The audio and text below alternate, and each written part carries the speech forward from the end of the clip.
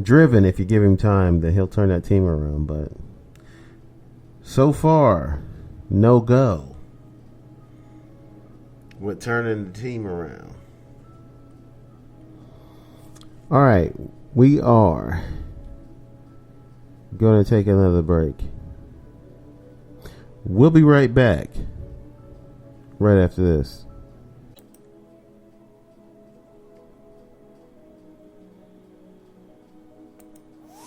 You're listening to a man who's so sexy it's completely ridiculous.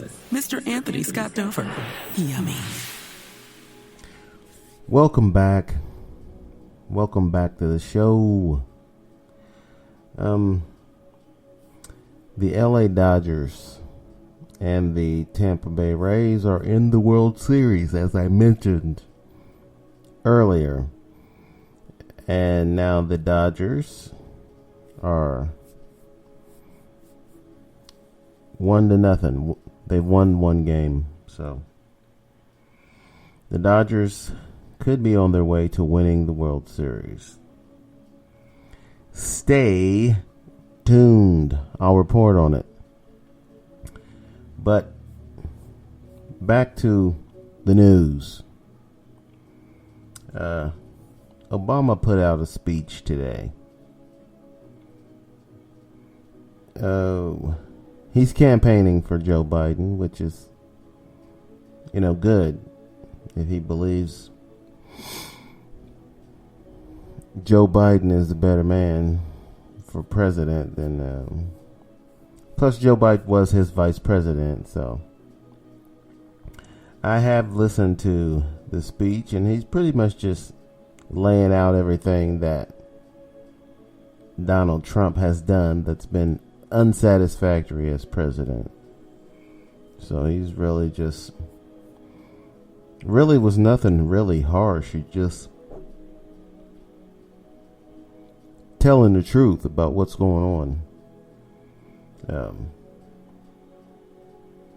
Just more informed than most of us, and eloquently put everything in one speech that's going on. He mentioned the pandemic, of course, but also the fact that Donald Trump has put people in charge of things who have absolutely no business being in charge of anything, like Betsy DeVos as the over the education department, or some other lobbyist over the EPA, someone who hated the EPA before Donald Trump put him in charge of the EPA. Things of that nature. And Trump was in North Carolina today himself giving a speech. So he's desperate, so he sees the polls where Biden is winning in the polls, so he's gonna do everything he can to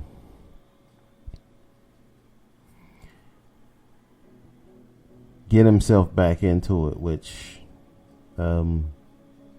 13 days before the election is where we are right now.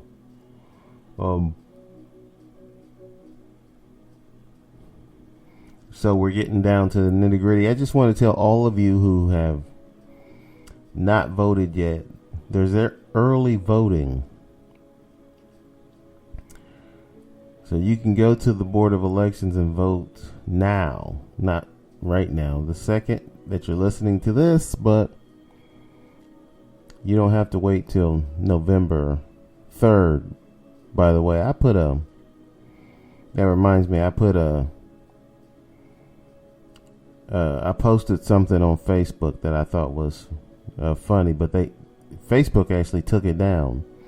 And that was, I put out a post that says all Republicans, all Trump supporters, please vote on November the 4th. And it stayed up for a few hours, but only a few hours. Facebook, I don't know if anybody reported it, but Facebook took it down for misleading information. Yeah, that was the whole point of it, actually, misleading information. So I thought it was funny. If I had been able to influence anyone, that would have been cool. But no, they took it down.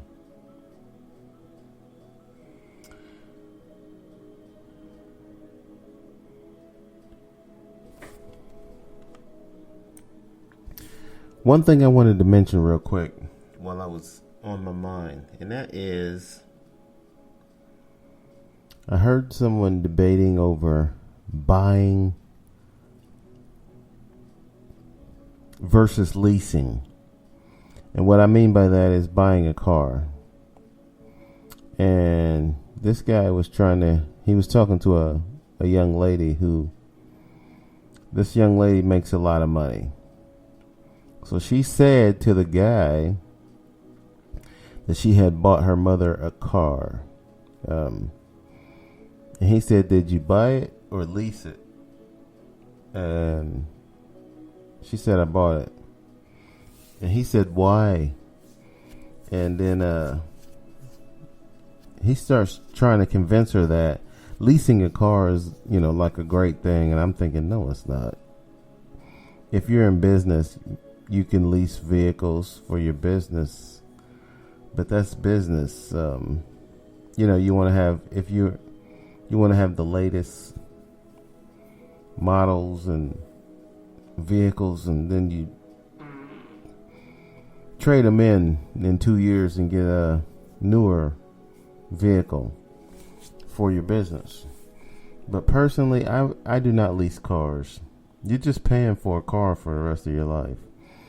Now, if you want to trade in your car every 2 years, okay, I get it. You want to, the latest model of whatever car it is you like. And so you pay for the lease for 2 years, and then you get a newer model.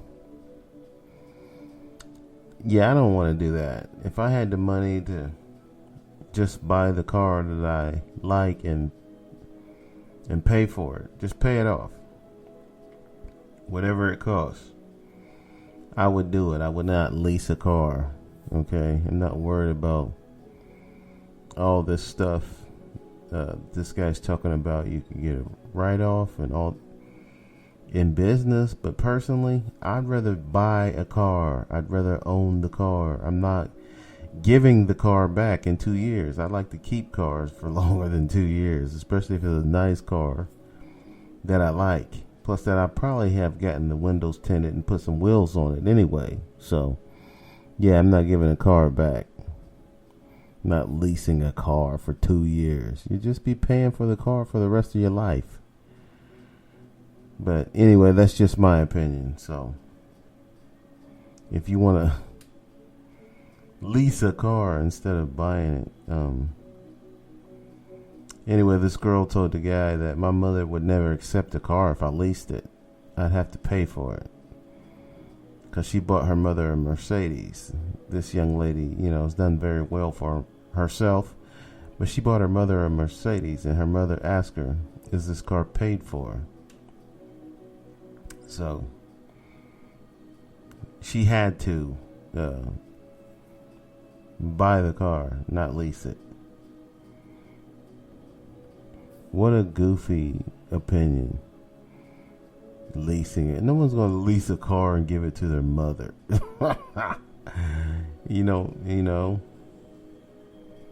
case something happens, your mother doesn't want to be a financial burden that you're paying for her lease.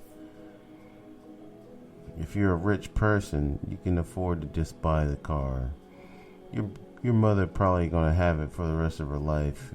She's an old woman anyway. Dumbass.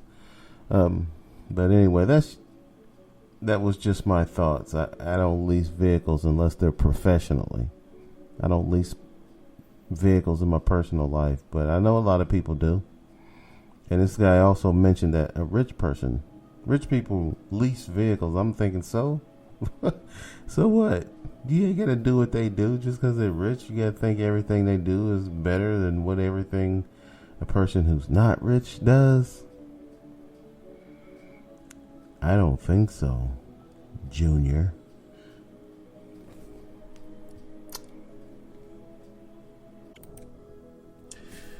There really is a lot to talk about. That's why you see so many podcasts out there these days. Podcasts are the thing. I'm not saying specifically this one is the thing, but it will be someday, hopefully. But even my lawyer, my attorney, who's no longer my attorney, but he was asking me, what am I doing? And I told him I'm doing this podcast. And he is like, I listen to podcasts.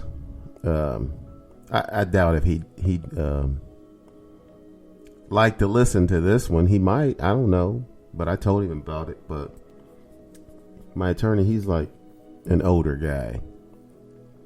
He even said he listens to podcasts, but he just started listening to them a year ago. So the world of podcasts are spreading. And I'm the fan broadcaster. That's what I call myself because, I'm not a professional broadcaster. I didn't go to a major university to learn communications or broadcasting or work at some radio station or TV station and decide to do a podcast or like one of these professional comedians or something.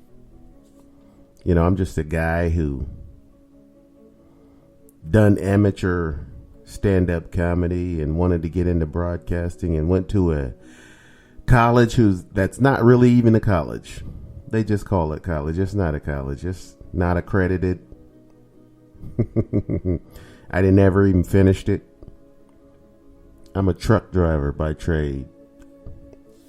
Okay.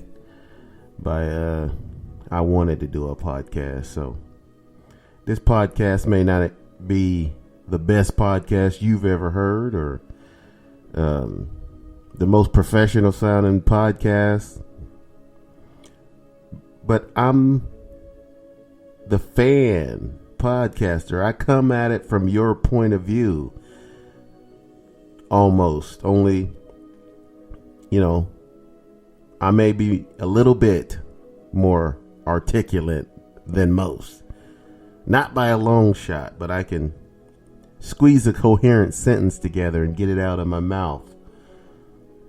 Okay? That's why when people have bad grammar, it's a pet peeve. I don't usually say anything. Sometimes I do. But sometimes I just say it to myself. Like when I hear professional athletes or coaches in an interview and the host of the show asks them, how are you doing? And they say, I'm doing good. I'm thinking, that good? You're doing well, man. That's bad grammar.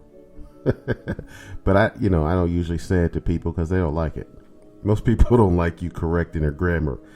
But if you have grown up in the U.S. and you do not have a speech impediment, you should have relatively good grammar. No excuses. A lot of people make excuse. Like, I heard this rap song that says, it was a sweet lyric in the song, but he said, I'm not an Englishman. Fee, fi, fo, fum, I'm not an Englishman. I said, he was talking about his bad grammar. I said, that's not an excuse. You've lived here in the U.S. your whole life. You know how to speak English. You've gone to school here. So, some people tell me that I sound white but